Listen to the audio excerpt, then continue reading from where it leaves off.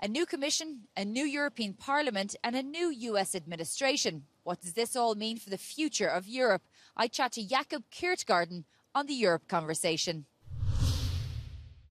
So, Jacob, we're coming into a new Commission, a new European Parliament, and I want to start off with the Middle East because obviously this week we had the anniversary of the 7th of October Hamas attack.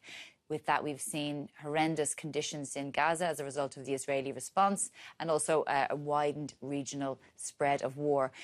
What implications does this have for Europe? Well, I think the short answer is that in economic terms, unfortunately, the implications for Europe really resides on the risk of escalation, aka that Israel may or may not choose to strike the Iranian oil sector. Iran may then retaliate and oil may rise significantly in price. That's really the economic risk. Politically, for the EU, I think we have seen over the last many months, in fact, that obviously this is a conflict that retains this ability to mobilize significant segments of European populations. It varies from country to country. But what you lack, basically, for the EU is, of course, unity. One of the sort of charges levelled against the EU in relation to this is double standards, that there isn't the same support or empathy for the Palestinians as there is for Ukrainians. And that has impacted the EU's, I suppose, reputation within the global south, something that Brussels has been trying to garner support for when it comes to the war in Ukraine. How do you see this playing out?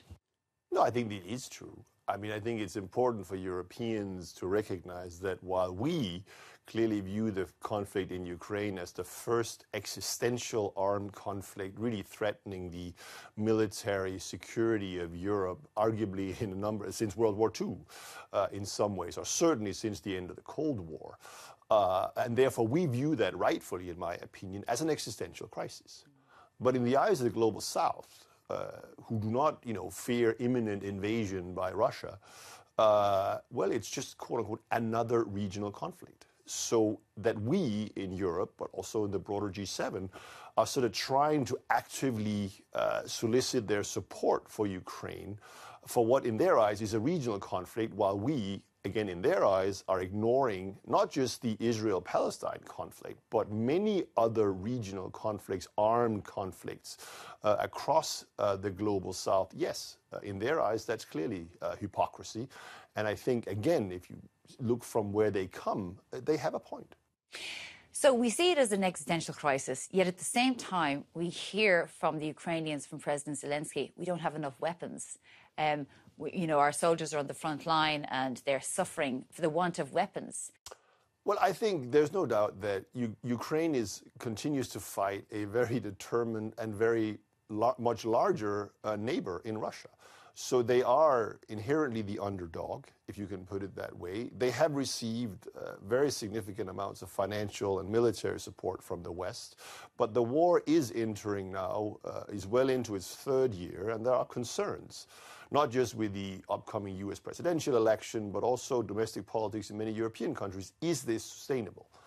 I think the good news, in my opinion, is that I believe in Europe, with the clear exception of Hungary, possibly Slovakia, but let's put it this way, all the countries in Europe with real money and military capabilities are strongly behind Ukraine.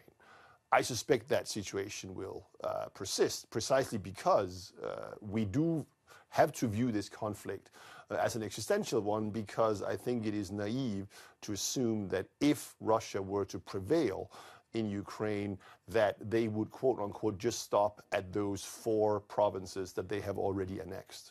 But at the same time, we've heard from President Zelensky, he has his vision for ending the war, his victory plan, which he presented at the United Nations General Assembly, at Ramstein in Germany to NATO allies.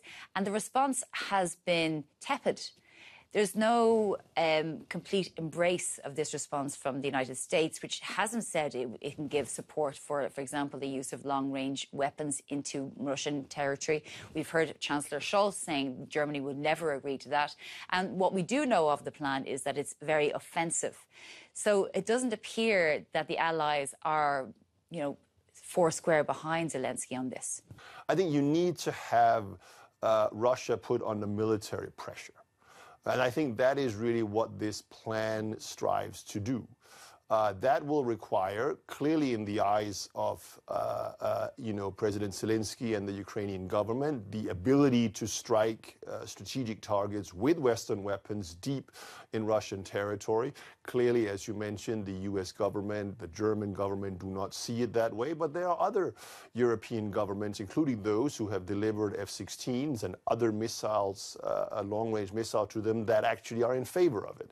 So we will see where we end up, and I think it should also be mentioned, and I think this is, again, one of these areas which at least gives me a relatively high degree of optimism, actually, about Ukraine's ability to ultimately prevail, which is the growth of Ukraine's domestic military industrial complex and capabilities, where we have seen in recent weeks and months the rising use of accurate long-range drone strikes by Ukraine on Russian ammunition depots, energy storage facilities, etc. At the 75th anniversary of NATO in Washington, D.C., Ukraine was told there was an indestructible bridge towards membership, not quite membership, but no timeline.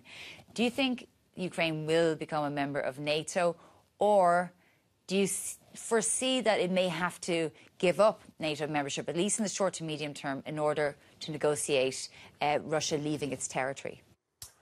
I think they will become a member of NATO, but I think it is arguably more important for Ukraine that they become a member of the EU, because I think that ultimately Ukraine will prevail in this war, meaning that they are able to deter Russian aggression, even without being a member of NATO, provided that they have access to ongoing Western financial and military support, which in principle I think they could have without being a member of NATO. What matters for Ukraine, however, in the long run, is money financing to rebuild the economy and full integration with the EU so that they can completely turn their back, which is clearly what they want, to any links in the energy sector and otherwise with Russia. That requires, in my opinion, full EU membership in the relatively near to medium term, meaning like 2030? Yeah, early 2030s. And this, ironically, also, in my opinion, would prove a much bigger long-term threat to Vladimir Putin and indeed the entire Russian regime.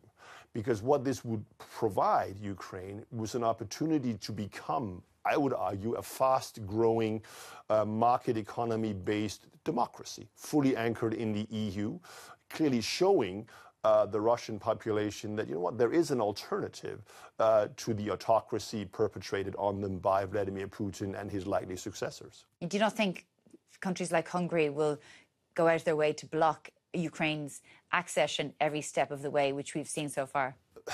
Viktor Orban will try to curry favor with his true political masters, which are, in my opinion, in Moscow and increasingly also in Beijing. He may try that, but ultimately, we are now seeing the growth of, domestic opposition parties in Hungary.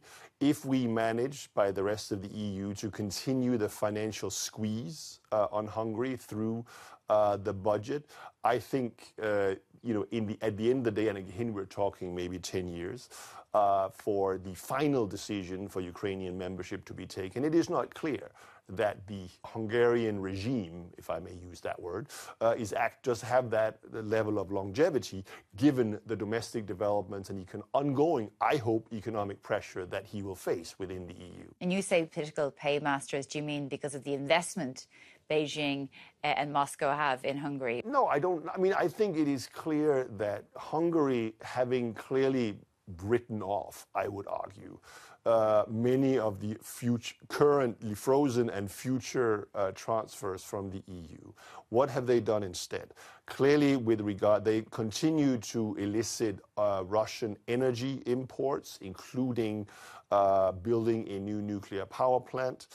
With the case of China, he has signed, among other things, clearly, in my opinion, to continue to offer a, if you like, uniquely politically preferred destination for Chinese investment in the EU, a security treaty with China that allows Chinese police officers to patrol with Hungarian police officers on the streets of Hungary.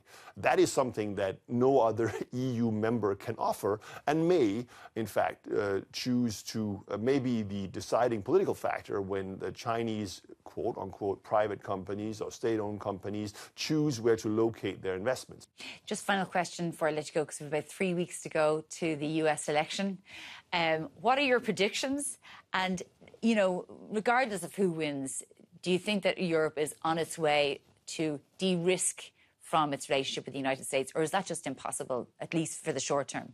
Yeah, I think it is in the short term, in a military sense, it is clearly impossible. I mean, NATO without a fully committed United States is just not NATO.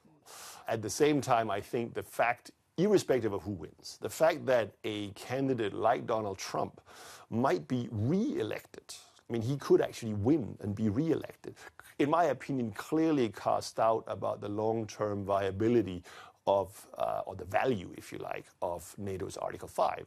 So irrespective of who wins, Europe doesn't have any choice other than to do what some of the things that was in the Draghi report as well, to achieve a much higher degree of self-sufficiency in military, national security issues. The EU can only achieve that if we manage to fully integrate Ukraine into the European economies, because we're already seeing the growth of domestic Ukrainian weapons production. They have an existing, military-industrial complex. They will become, I think, the arsenal of the EU. Okay, Jacob Kirkegaard, Senior Fellow at Bruegel, thank you very much for joining us on the Europe Conversation. My pleasure.